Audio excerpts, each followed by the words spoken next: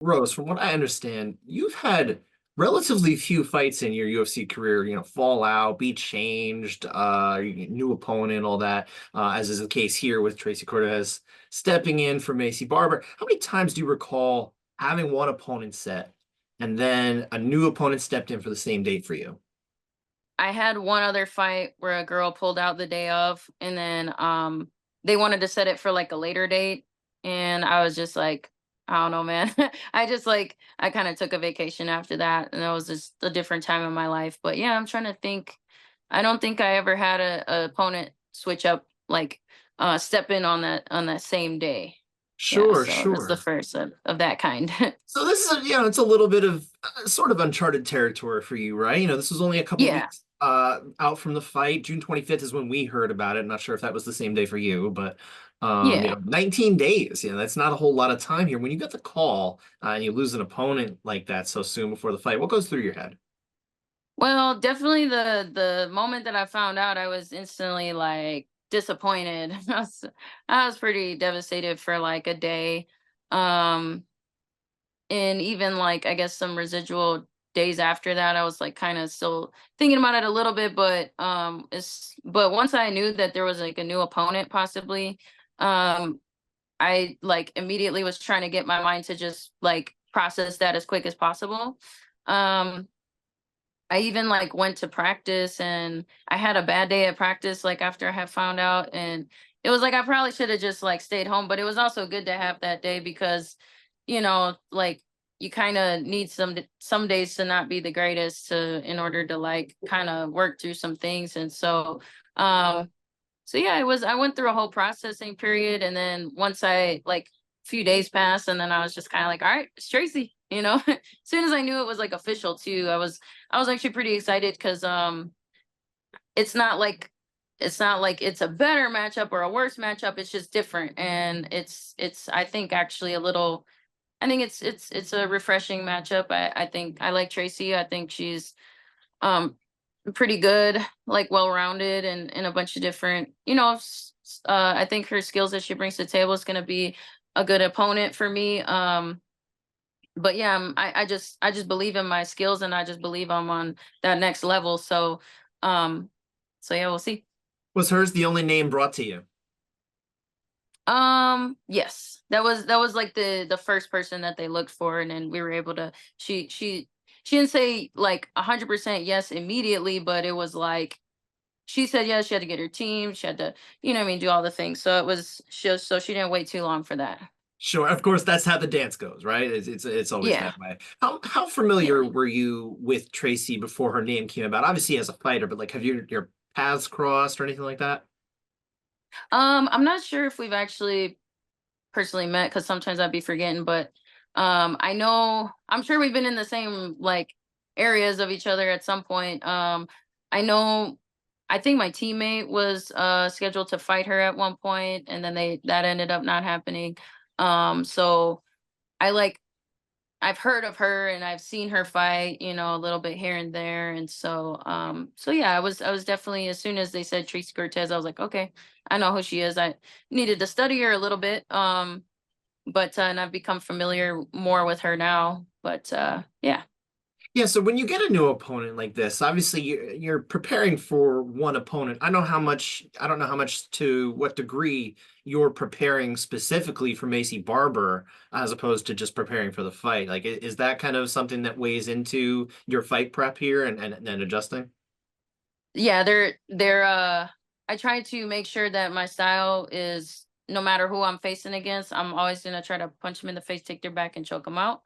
So that's like my game plan every time. But as far as what they bring to the table, on the defensive side of things, yeah, I have to account for those things a little bit differently depending on who it is. And so yeah, it was a little bit of a switch up as far as like I think Tracy likes to I think she's a little bit better of a grappler than Macy is. And her wrestling is, I mean, Macy has great clinch work and stuff like that, and she's got pretty decent wrestling.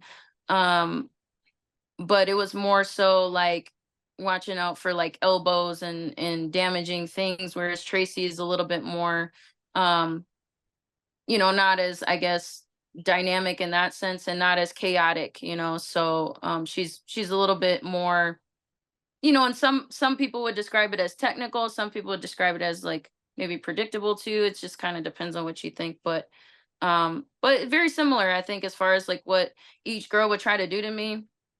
Very similar. I think Macy, her being lefty, is something that kind of we had to prepare for. But with Tracy, it's like, okay, she stands orthodox most of the time and throws very just kind of normal boxing combinations with some kicks in there every once in a while. So yeah, we prepared for all that.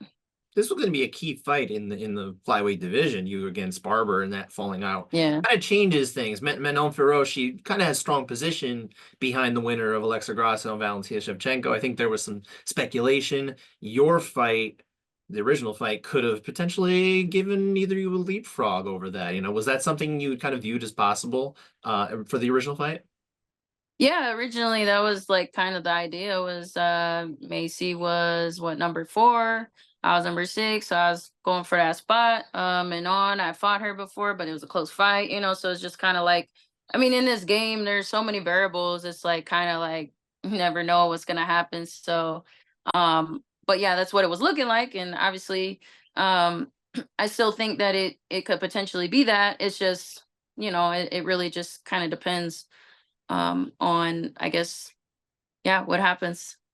Is there pressure? Because I feel like it's one of those things where you're really trying to put on a performance that says, I'm the one who gets this fight. So it's not just about winning, right? There's a little bit more to it. Is that how you look at it? Or do you not just worry about that yet?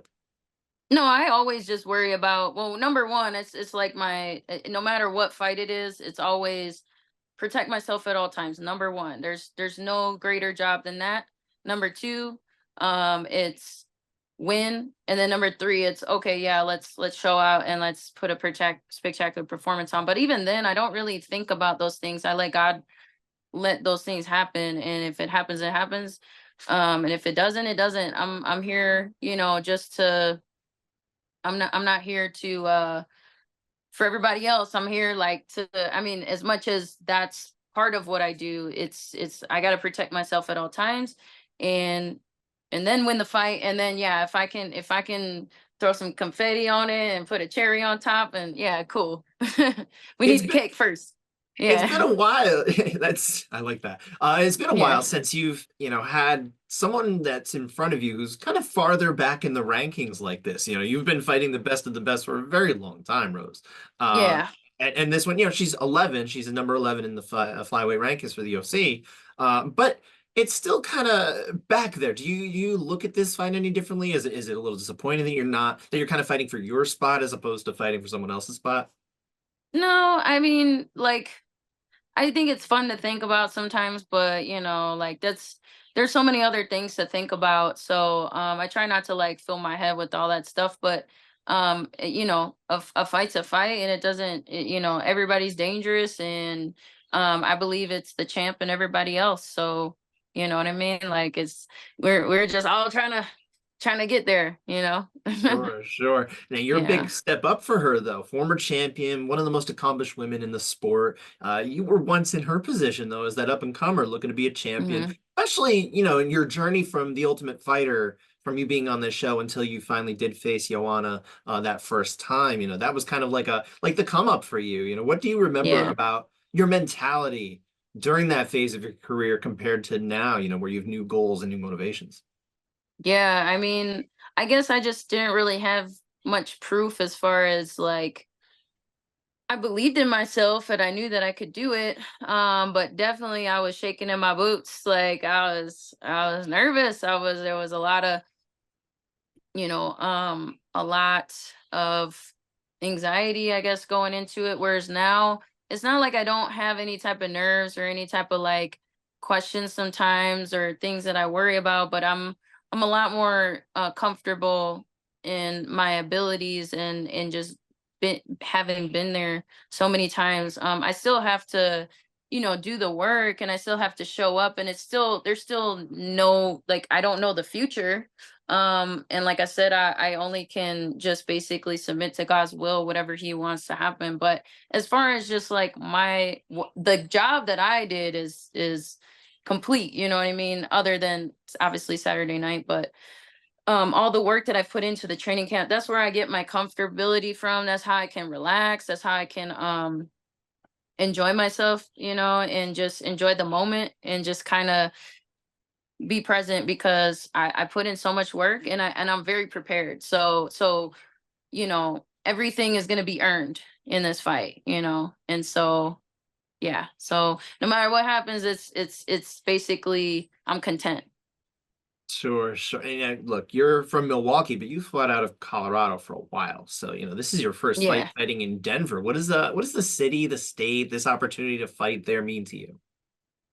Yeah, this fighting here is I guess I never really thought about it. But once the opportunity kind of came knocking on my door, I jumped on it right away because um to me, I always enjoyed kind of like going somewhere else and like kind of disconnecting from like, my personal life and just kind of like, all right, focus and this and that. But um so that is, somewhat of a challenge, but at the same time I also want to just really like I love this place a lot and I just appreciate everybody here. So I really feel like I can give that back to everybody, to the community that's really made me feel welcome here. And so yeah, really looking forward to that and very blessed. And the last question I have for you is, this is obviously it's a 5 round fight. You got 5 rounds to work with. You fought into the fifth round, I think, 5 times in your career. So this is old hat for you. Cortez has never done that, and this is also at altitude, as you very well know. You're Mhm. accustomed to it. She only got here like last week. She said she got acclimated in a couple days. I don't know what you think of that, but how does the altitude and kind of all that, the number of rounds play into this fight? I mean, yeah, I think if you can get here early and acclimate, then I think that it might play into it a little bit, but at the end of the day, I mean, I know she lives in Arizona too, so I know they got some mountains out there. It's not like she's like completely foreign to high altitude. So I think it's more of just like a mental thing. I mean, I guess there is some physical stuff going on, but I fully believe that she's gonna be acclimated and ready for this challenge. And if she's not, then oh well, I guess. But yeah, I'm not really thinking about like, oh, I have this thing and I have that thing. It's just like, no, I got these fists and I'm gonna throw them and hopefully she'll fall down.